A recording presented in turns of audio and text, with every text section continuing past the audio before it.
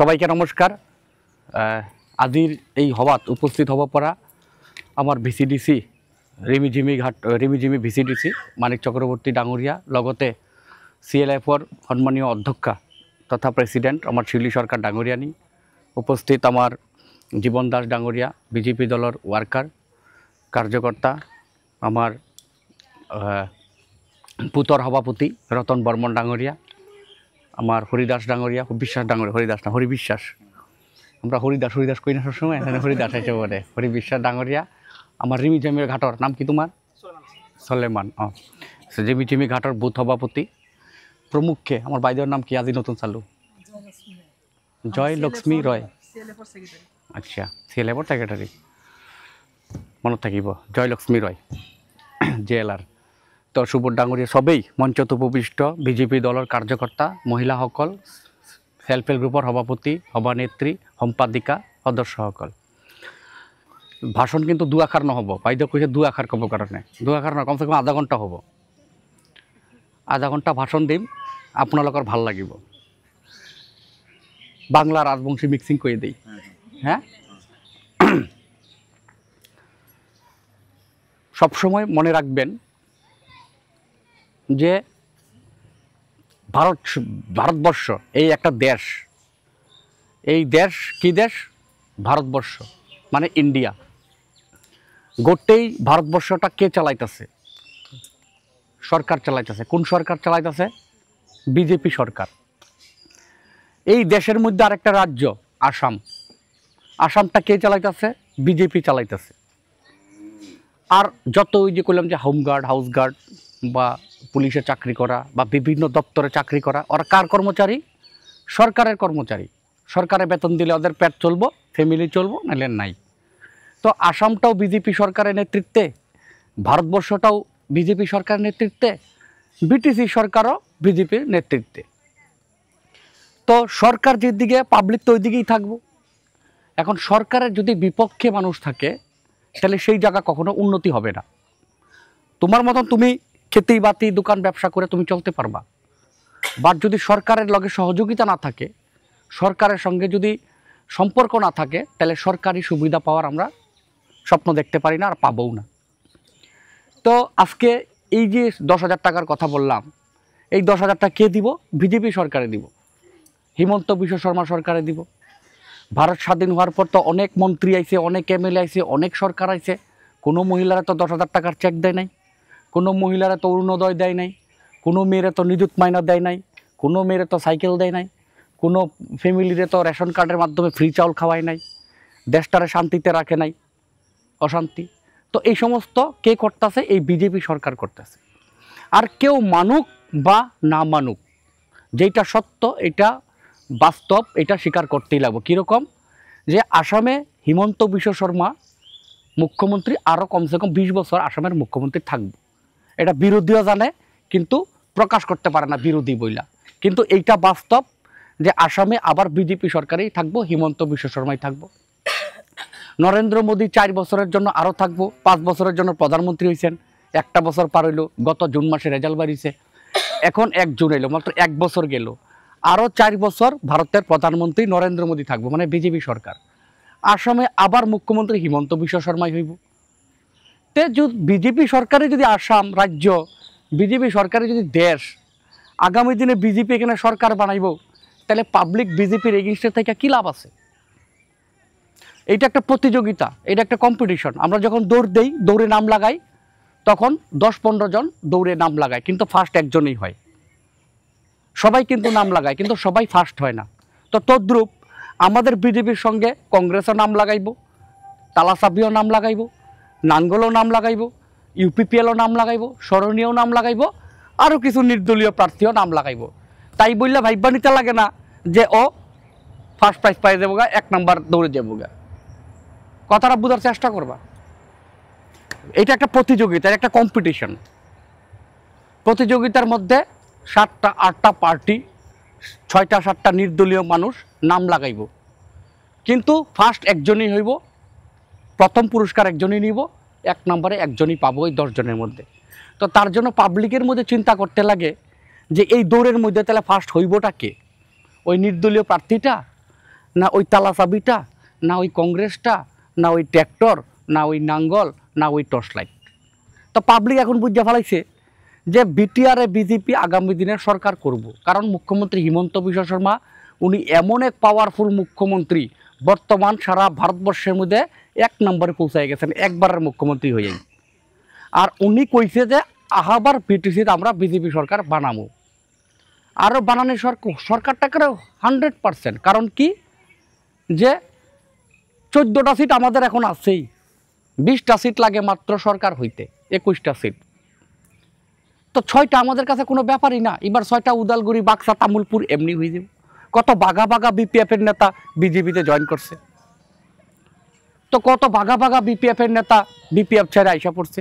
যে খাম্পা বরগরি এবার এমপি খেলছিল, এমপির প্রার্থী আছিল, ওই এমপির প্রার্থীও বিপিএফ ছাইরা ইউপিপিএল এর ট্র্যাক্টরে জয়েন করে ফেলাইছে। মানে ও জানে যে বিপিএফ আর লাস্টিং দিব না। তো মুখ্যমন্ত্রী কইছে যে এক মানুষে হাগ্রামার শাসনও দেখলো, বিটিসির মানুষে প্রমোদ বড় শাসনও দেখলো, এইবার একটু বিজেপির শাসনটা দেখুক। তো তার জন্য পাবলিকেই সুযোগ দেয়, পাবলিকেই সরকার বানায়, পাবলিকেই সরকার। তো পাবলিকে ভোট দিলেই সরকার হবে। তো হাগ্রামারও 15 বছর রাখলো, ইউপিপিএলেরও 5 বছর রাখলো। এখন সারা বিটিআর, উদালগুড়ি, বাক্সা, তামুলপুর, চিরাং, কুকরাঝার 5টা জেলা মানুষ ভাবছে যে এইবার বিজেপি শাসন দিব। কারণ কি মানুষ চিন্তা করছে যে যত আসনি পাইতাছে সব বিজেপির, একটাও তো বাইরের না। এই যে সালমান রে আমি নাম রিমিঝিমি ঘাটের অরুণোদয়ের নাম ঢুকাইছি কালকে আমি, উনি বুঝ পেয়েছিলেন না? উনি মুসলমান লোক, উনার হাত দিয়ে এবার মুসলমান পরিয়ালে অরুণোদয় পাইব। কার দৌলতে? বিজেপির দৌলতে। বিপিএফ করা মানুষ একটা অরুণোদয় পাইব না। কারণ কি বিপিএফ এমএলএ যেখানে আছে, বিপিএফ এমএলএ যেখানে আছে ওইখানে অরুণোদয়ের ব্যবস্থা করা হয়েছে। তো এইবার যেটা এমএলএ সিট এটা পড়ছে কোনটা? বাউকুংড়ি না? এইবার বাউকুংড়িতে এমএলএ এখনো হয় নাই, নতুন সিট। তো বিপিএফ হিসাবে রবিরাম নার্জারি দুধমা সিট কইছে তুমি দুধমার অরুণোদয় দেও মুখ্যমন্ত্রী, তুমি বাউকুংড়ি যেটা নতুন এমএলএ সিট হয়েছে এইখানে তুমি এমএলএ না। তার জন্য ওইখানে এমএলএ এর সিটে অরুণোদয় দেওয়ার দায়িত্ব বিজেপির। কথা বুঝতেছ?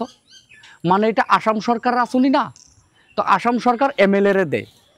তো রবিরাম তো ভাবছে যে মানুষ বিপিএফ করতেছে, ভাবছে যে আমি অরুণোদয় পামু, রবিরাম আইসা দিব। আজকে এইখানে লেখা দেওয়া হয়ে যাবো বিপিএফ একটা কানা কুড়ি অরুণোদয় ফর্ম দিতে পারবো না।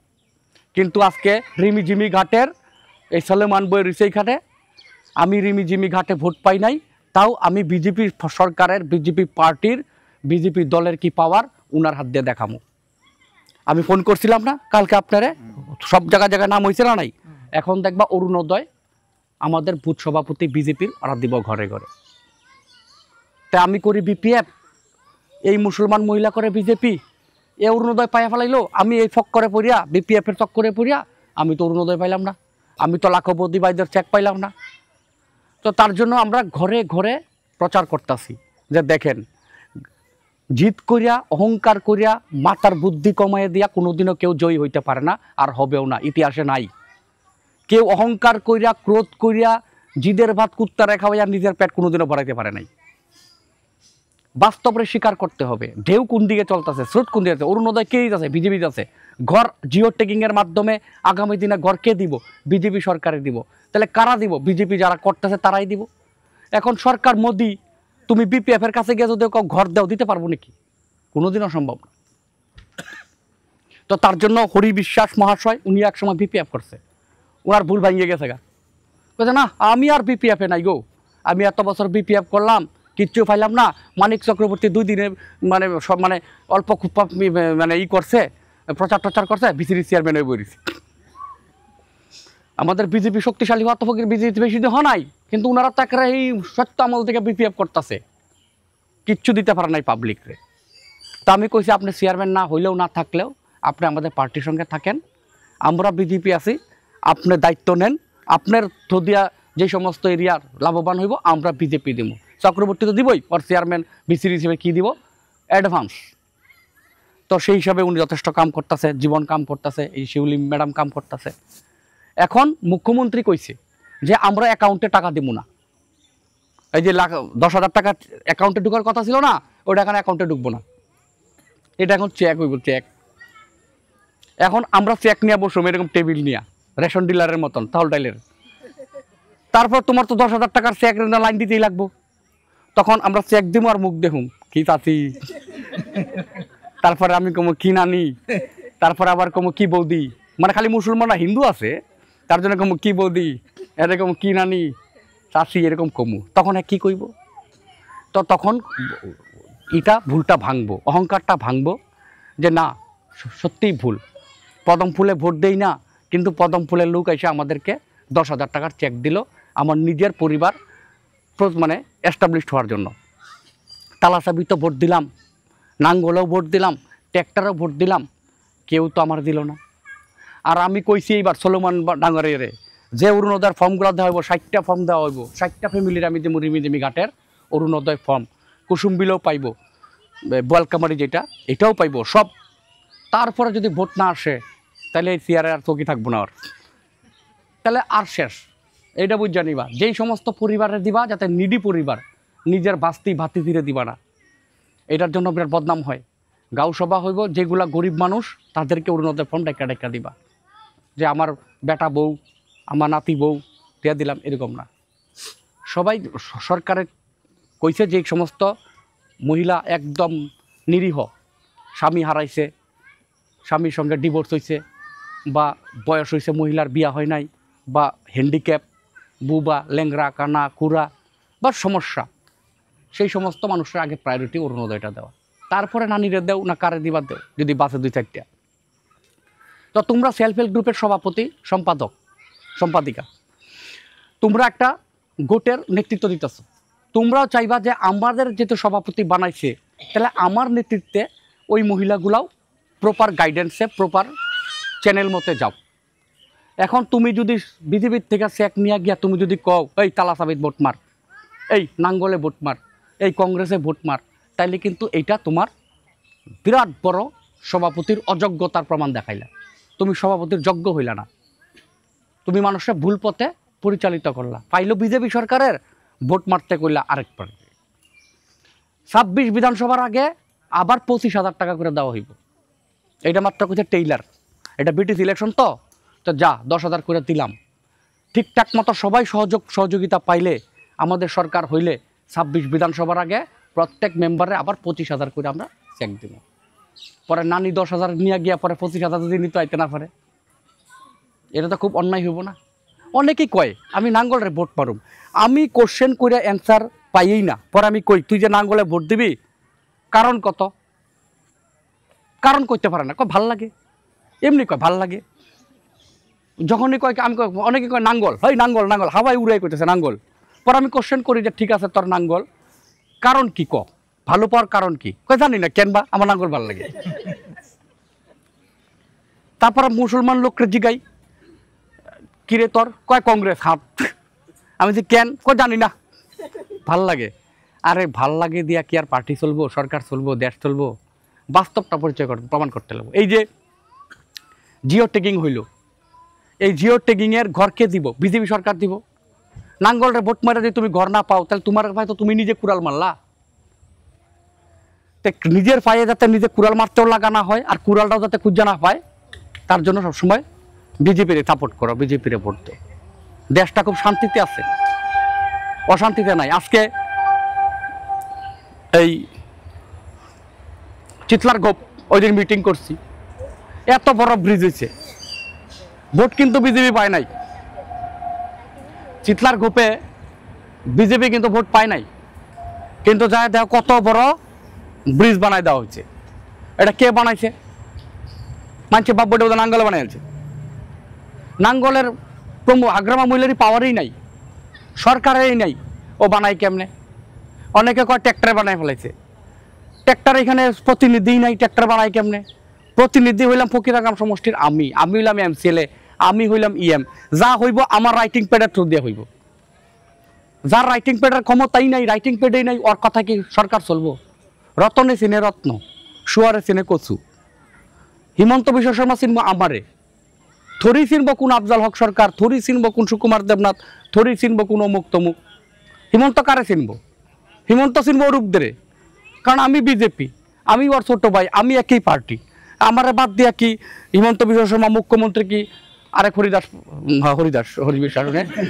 আরেক হরিদাস পাল্টে চিনব নাকি? পরে আর কি না। তো তো হিমন্ত বিশ্ব শর্মা চিনব আমারে, যে আমার পার্টি পদম ফুলকে চম্পক আছে, অরূপ আছে। তো ঠিক আছে, অরূপে যেটা লিখা দেবো পেটে এইটাই হবো। এই তোর কোন দেবনাথ, কোন অমুক সূত্রধর, কোন মন্ডল, এটা লিখে দিলে হবো না।